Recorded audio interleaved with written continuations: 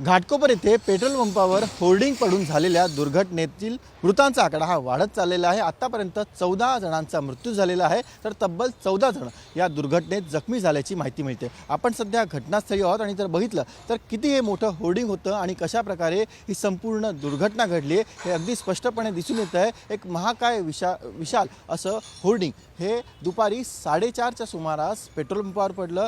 पाऊस होता मुंबईमध्ये, त्यावेळी सोसाट्याचा वारा सुटला होता, त्यामुळे अनेक वाहनं ही पेट्रोल भरायला तर या पेट्रोल पंपावर होतीच, मात्र कित्येक बाईक सवार हे आडोशाला देखील थांबले होते आणि अशावेळी हे संपूर्ण होर्डिंग या पेट्रोल पंपावर कोसळलं। आपण बघतोय की कशा प्रकारे गाड्यांचा अक्षरशः चुराडा झालेला आहे। पेट्रोल पंपाखाली शेकडोंच्या संख्येने वाहनं, बाईक्स आपल्याला इथे दिसून येत आहेत। जवळपास 100च्या आसपास नागरिक हे यावेळेला पेट्रोल पंपावरती पेट्रोल भरत होते, आडोशाला होते आणि त्यावेळेला हा संपूर्ण होर्डिंग्स होता तो खाली कोसळलेला आहे। आपण बघतोय की अनेक वाहनं या होर्डिंग खाली दबलेली आहेत। हा पेट्रोल पंप असल्याने कोणत्याही गॅस कटरचा वापर फायर ब्रिगेडचे अधिकारी असतील, NDRFचे अधिकारी असतील ते करू शकत नाहीये। त्यामुळे विशाल अशा क्रेन्सच्या सहाय्याने तात्पुरत्या स्वरूपात हा होर्डिंग आहे तो वर उचलला जातो, खाली त्याच्या पॅकिंग किंवा लावलं जातं आणि त्यानंतर हे रेस्क्यू ऑपरेशन सुरू असल्याचं आपल्याला दिसून येते।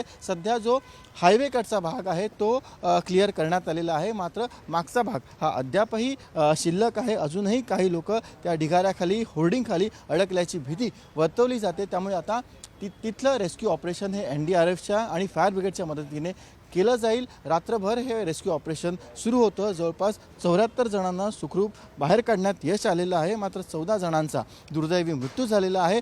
ज्याने हे होर्डिंग बसवलं होतं त्याच्या विरोधात पोलिसांनी गुन्हा दाखल केलेला आहे, मात्र मोठी दुर्दैवी घटना म्हणावी लागेल आणि जो 14 जणांचा आकडा आहे तो अजूनही वाढू शकण्याची भीती सध्या वर्तवली जाते।